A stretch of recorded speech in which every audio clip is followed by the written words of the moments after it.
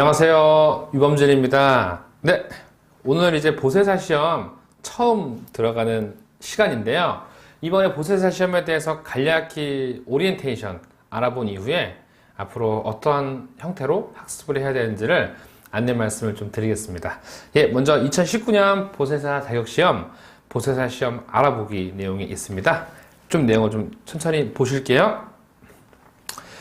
보세사란 나오는데요. 보세사, 어떤 자격사, 직업을 의미하는 자격증입니다. 그래서 보시면은 보세란 먼저 나오고 있죠. 보세란 나오고 있습니다. 보세란.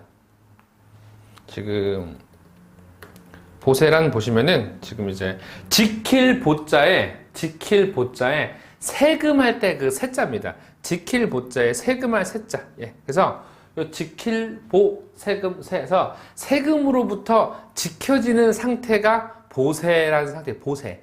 세금이 아직 보류되지 않은 상태를 보세라고 합니다. 그다음에 보세라는 말이 나왔으면은 당연히 보세 구역이라는 말도 나와야 돼요.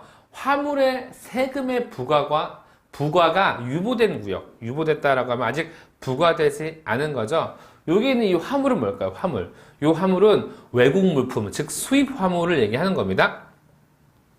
그렇다고 하면은 정리해 볼게요. 보세란 세금이 부과되지 않은 상태이고요. 보세 구역은 세금이, 즉 관세가 부과되지 아니한 상태에서 물건들이 모여 있는 곳이에요. 그렇다고 하면은 이 안에 있는 물건들을 관리할 사람이 필요한 겁니다. 직접적으로요. 예, 뭐 반출, 즉 물건을 내보내고 들여오는 거, 각종 서류 문서 작업들 같은 거 할 사람들이 필요한데, 그러한 일을 전문적으로 하고 있는 사람이 바로 보세사라고 하는 겁니다. 보세사. 여기요, 보세사. 그러면 궁금할 수 있습니다. 꼭 보세구역에 보세사를 반드시 두어야 하나요? 그냥 뭐 일반 채용 절차를 거쳐 일반 직원이 할 수 있는 것 아닌가요? 맞습니다. 절대 이 보세 화물, 즉 외국 화물은 굉장히 그 관리가 매우 중요하기 때문에 반드시 등록된 자, 신청으로 인해 등록된 자, 즉 보세사만이 전문 지식을 갖고 할 수 있는 부분이세요. 그래서 보세사를 두는 이유를 보시면요, 세관 공무원이 이제 항상 보세구역을 관리할 수가 없습니다. 세관 인력에 비해 보세구역이 훨씬 많기 때문이죠. 그래서 차라리 이 보세사라는 전문 자격사를 두어서 스스로 해당 보세구역을 자율적으로 관리할 수 있는 취지에서 만들어낸 자격사라고 보시면 될 것 같아요. 네. 특정 이 보세라는 부분에서 굉장히 전문 직종인 것을 꼭 알아주셨으면 좋겠습니다. 이제 보세사의 직무를 좀 천천히 볼게요. 맨 처음 보시면은 보세 화물 및 내공 물품, 즉 국내 물품의 반입 또는 반출에 대한 입회 들어가서 확인하고요. 그 다음에 또 그 물건에 대해서 한 번 더 확인을 하는 겁니다. 들어가서 확인하다. 두 번째 보시면요, 보세구역 안에 장치된 물품의 관리 및 취급에 대한 입회 및 확인이다 라고 해서 보세구역 안, 세금 부과가 보류된 그 구역 안에 들어가서 세금 부과가 되지 않은 물품에 대해서 실질적인 관리를 한다고 보시면 될 것 같아요. 그 다음에 이제 가장 중요한 거죠. 세 번째, 보세구역 출입문의 개폐, 열구, 닫고요. 그리고 그 관련 열쇠 관리의 감독이라고 해서 총책임을 지는 사람이라고 보시면 될 것 같아요. 그 다음에 보세구역의 업무상 출입하는 사람들에 대해서 감독 당연히 하는 거고요. 그 다음에 이제 겸품이란 건 말 그대로 샘플이에요. 샘플이라고 하는데, 그런 샘플 같은 것들을 이제 나가고 들어올 때 보세사에 거쳐서 반출 반입이 이루어져야 되는 겁니다. 그래서 그런 거 꼭 신경을 좀 써주시고요. 그 다음 마지막에 기타, 보세 화물 관리를 위하여 필요한 업무로서 관세청장이 정하는 업무다라고 하는데, 저는 이렇게 결론을 짓고 싶은 거예요. 보세사는 관리직이다. 보세사는 관리직으로서 해서 업무를 이행한다고 보시면 좋을 것 같습니다. 네. 2019년도 보세사 자격시험 이제 자격 취득 후 진로를 뭐 아주 간단히 좀 보시겠습니다. 먼저 보세 창고에 취업을 하게 되는데요.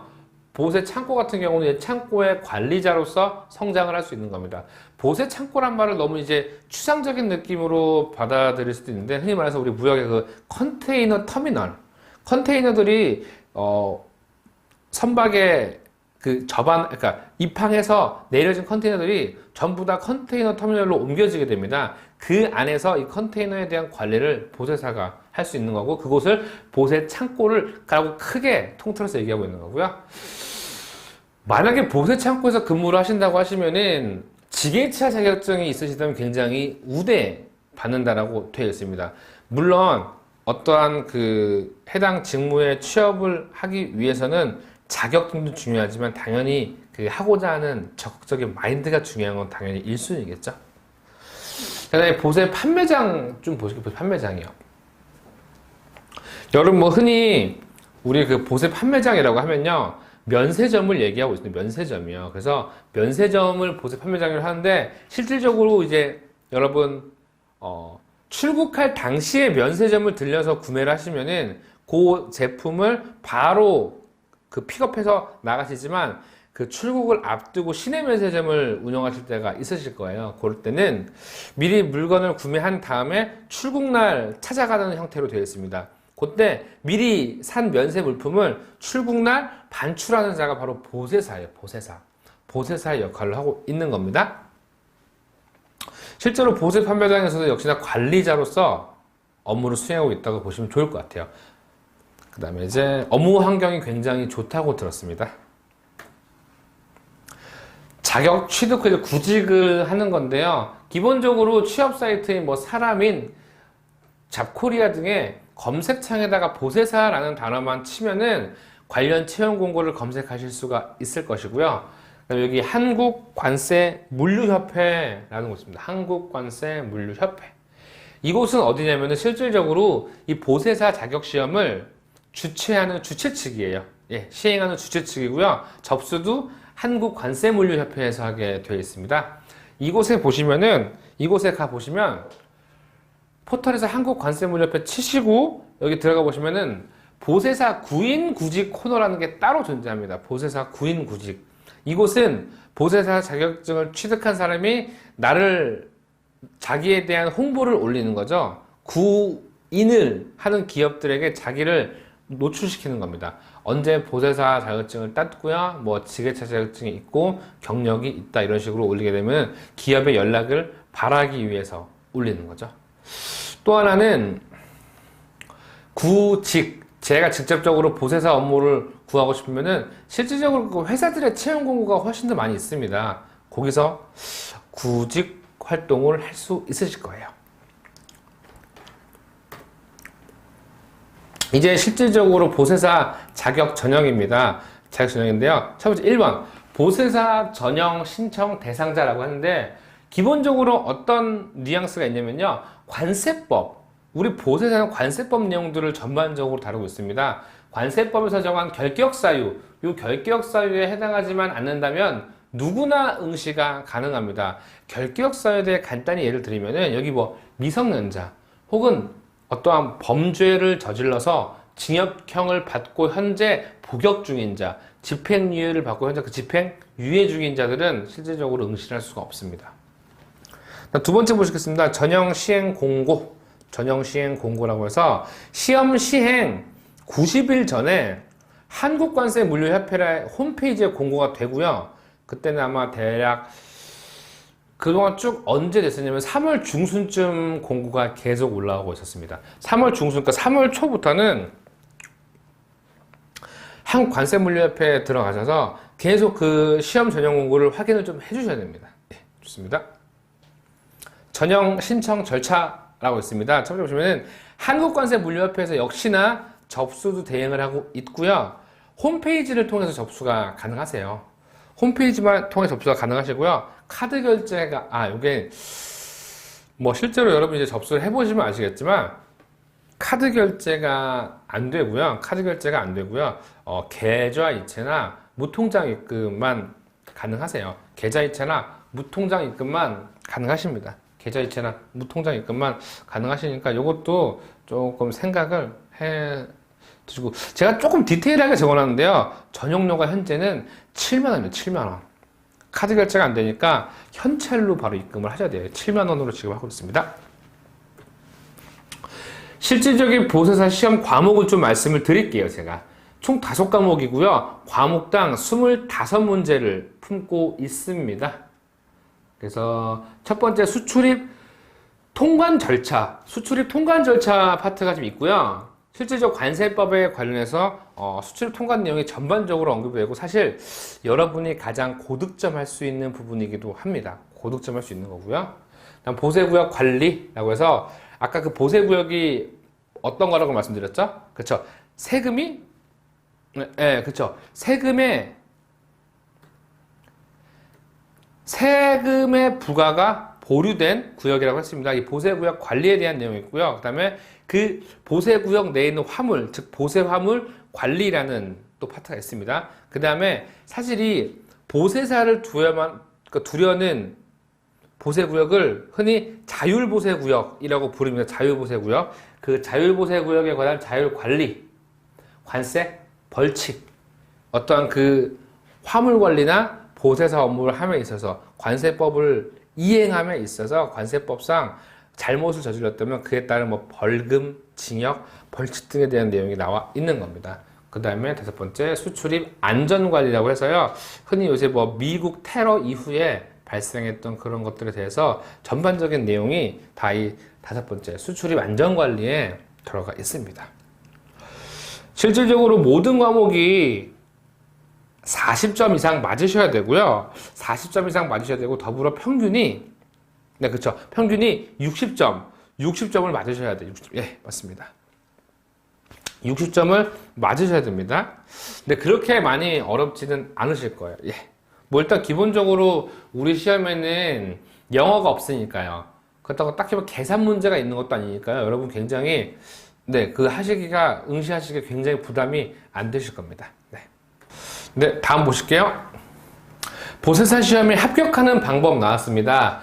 보세사 시험에 합격하는 방법 참 정말 간단해요. 이것만 지켜주신다면 이 시험은 정말 무조건 붙습니다. 무조건 붙습니다. 보실게요. 1번 기출문제를 파악해야 됩니다. 맞습니다. 기출문제에 대한 이해가 가장 먼저 돼야 돼요. 왜냐면은 실질적으로 우리 보세사 시험도 기출문제가 반복되는 경향이 있고요.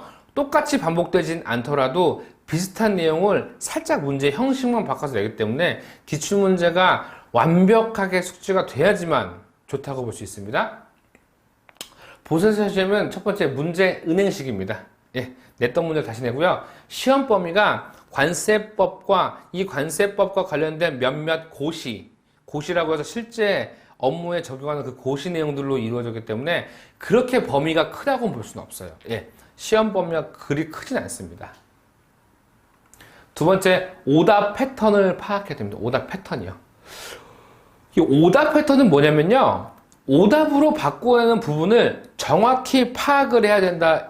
이 말씀이에요. 실질적으로 우리 시험에서는 문제를 바꾸는 패턴이 명백히 존재합니다. 어떤 식으로 바꾸는지가 여실히 나와 있어요. 여실히요. 그 부분들을 확실히 감안하신다면은 특히 뭐 숫자라든지 맞는 표현을 이것은 그러하다, 맞다라는 내용을 이것은 그러하지 않다라고 내용을 왜곡시켜 버려요. 완전히요.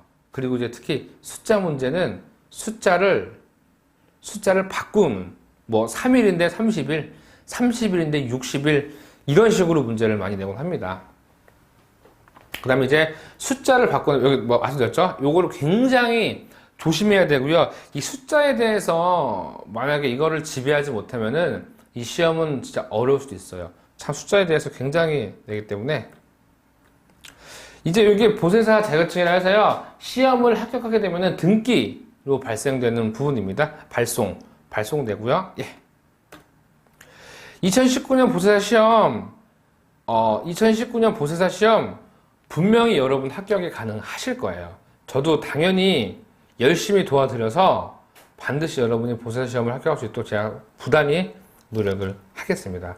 일단 이렇게 정리 한번 해보겠습니다. 우리 보세사 시험 관련해서 여러분이 가장 신경 쓰실 건 뭐죠? 바로 맞습니다. 기출문제에 대한 완벽한 이해, 그리고 문제 패턴을 파악해서 어떤 걸 바꾸는지 이런 것들을 완벽히 파악하신다면은 시험에는 전혀 문제가 없으시는 거예요.